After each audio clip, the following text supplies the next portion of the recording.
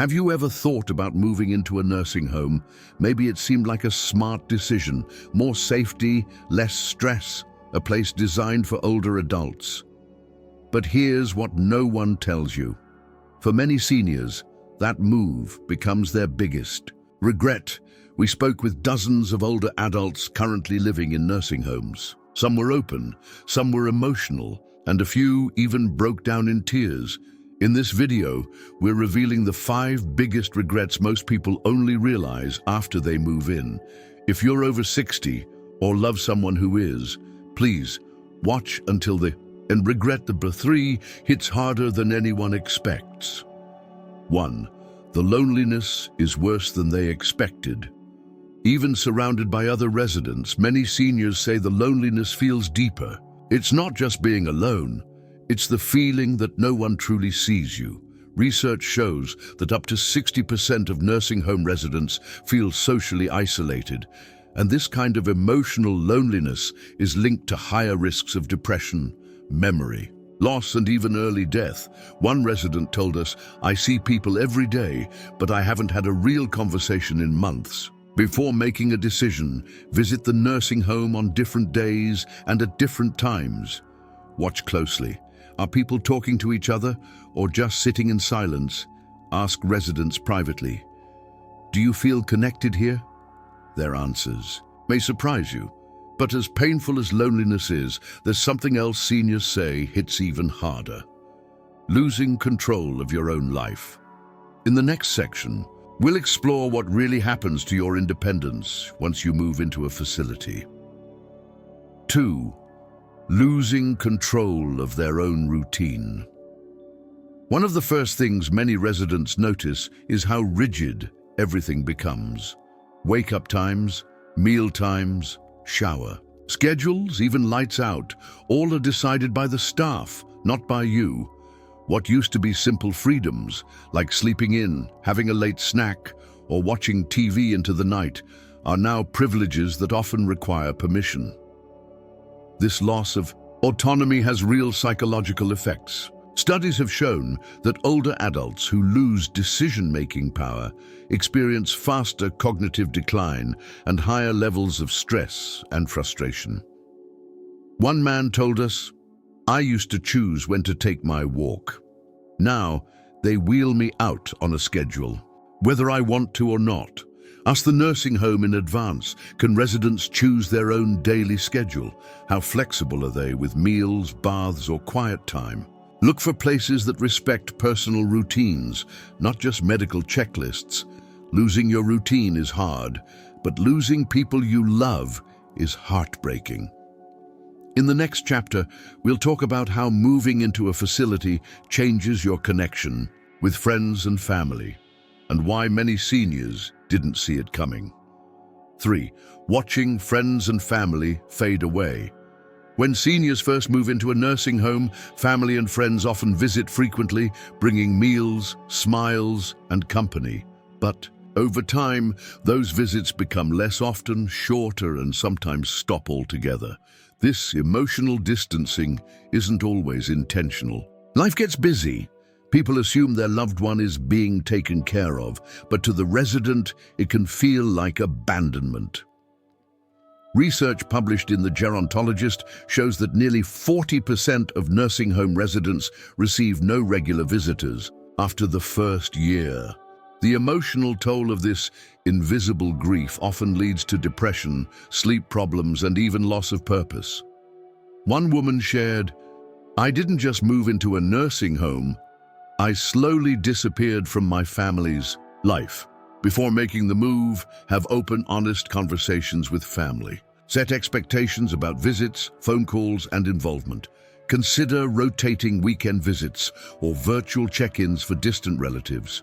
Remember, emotional connection is medicine too. And here's the heartbreak. Many seniors later realize maybe they didn't have to move at all. Next, we'll talk about the regret of not trying to live with family first and what some wish they had done differently. 4. Wishing they had tried living with family first. For many seniors, moving into a nursing home seems like the only option. They don't want to feel like a burden. They're worried about falls, medication, or needing help.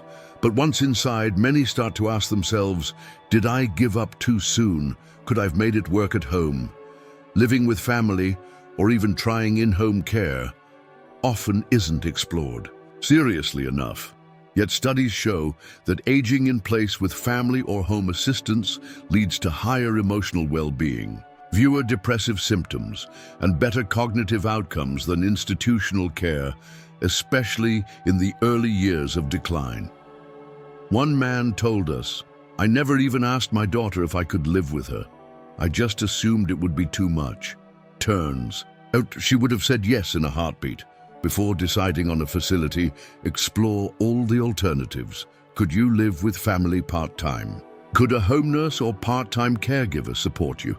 Is there community housing or shared senior living near your family? Sometimes, the real regret isn't moving in. It's not having that one honest conversation first. And even for those who accept life inside, there's one regret that many say hurts the most. Realizing the care they receive isn't as kind or personal as they expected. Let's talk about the final, and often most painful, regret. 5. Realizing the care isn't always compassionate. Many seniors enter nursing homes expecting professional, respectful, and warm care. And while some facilities offer exactly that, many residents discover a harsh reality. Staff are often overworked, underpaid, and emotionally distant.